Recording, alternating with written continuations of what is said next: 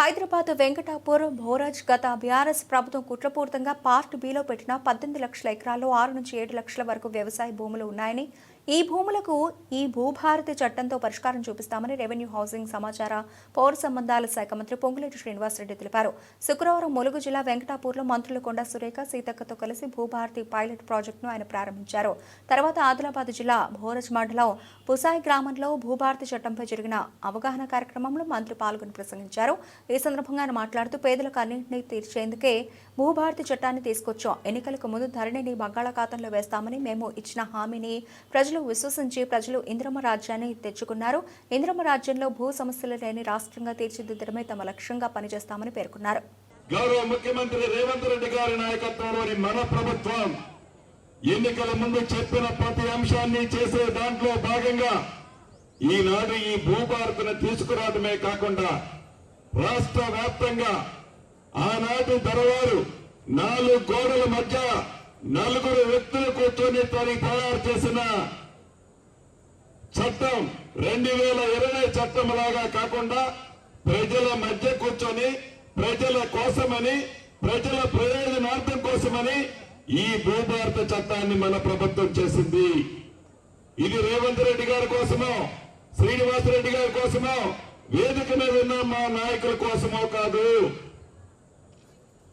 ఆనాడు ధరణితో ఆ ప్రభుత్వంలో కూడా నష్టపోయిన వాళ్ళు 5-10 మంది శాసనసభ్యులు ఉన్నారు, ఎమ్మెల్యేలు ఉన్నారు, మాజీ మంత్రులు, ఎమ్మెల్సీలు ఉన్నారు. వాళ్ళకు కూడా నిజంగా అది న్యాయపరమైంది అయితే తప్పకుండా ఈ భూభారతితో వాళ్ళకు కూడా న్యాయం చేసే చట్టం ఈ భూభారత చట్టం.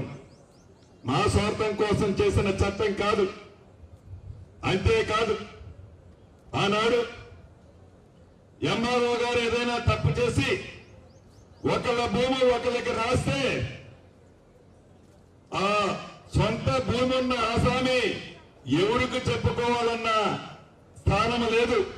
కానీ ఈ భూభారత చట్టంలో ఎంఆర్ఓ గారు కనుక తప్పు చేస్తే ఆర్టీఓ గారు తప్పు చేస్తే అడిషనల్ కలెక్టర్ గారికి చెప్పుకోవచ్చు. ఆర్టీఓ గారు తప్పు చేస్తే అడిషనల్ కలెక్టర్ గారికి చెప్పుకోవచ్చు. అడిషనల్ కలెక్టర్ గారు తప్పు చేస్తే కలెక్టర్ గారికి, అదే రకంగా ట్రిబ్యునల్స్ వేస్తున్నాము. ప్రతి మండలానికి, ప్రతి జిల్లాకి కాకుండా ఉమ్మడి జిల్లాకా ఏంటి అనేది చూస్తున్నాము. ట్రిబ్యునల్స్ వేస్తున్నాము. ఆ ట్రిబ్యునల్స్ లో కలెక్టర్ తప్పు చేస్తే సిసిఎల్ఐ గారికి, ట్రిబ్యునల్ కి చెప్పుకోవచ్చు.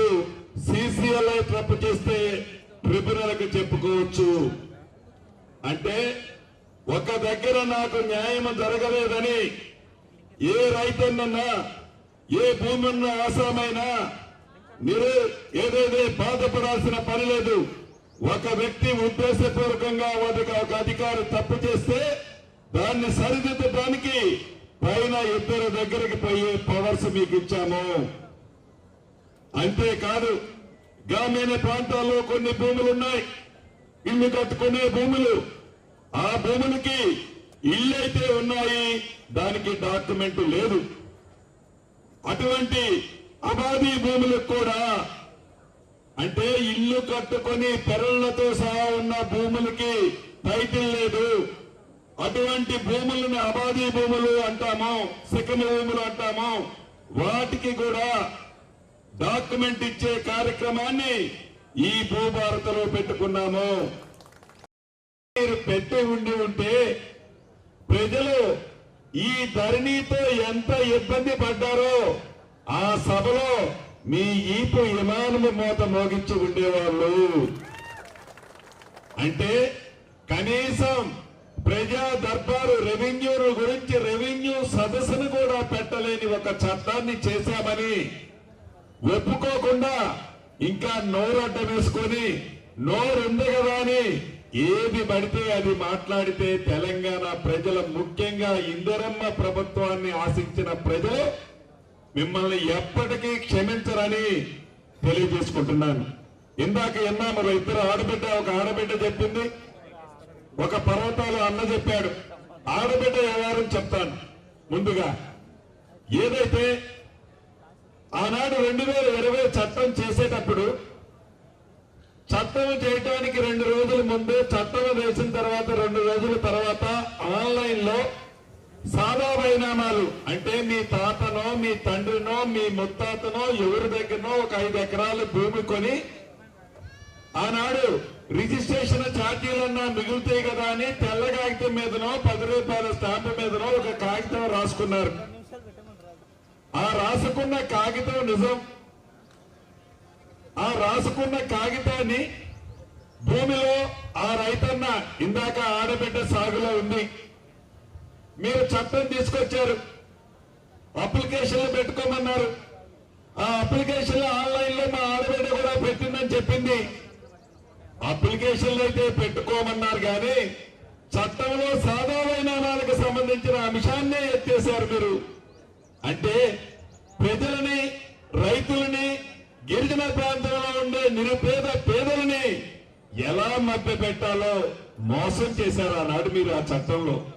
మన ఇందిరమ్మ ప్రభుత్వంలో ఈ భూభారతి చట్టంలో ఏదైతే ఆనాడు 9,24,000 అప్లికేషన్లు ఆన్లైన్ లో ఉన్నాయో, ఈ ఆన్లైన్ లో ఉన్న 9,24,000 అప్లికేషన్లు న్యాయమైన ప్రతి దాన్ని చిత్తశుద్ధితో మా అధికారులు పరిష్కరించే విధంగా ఈ చట్టంలో అవకాశాన్ని కల్పించాం.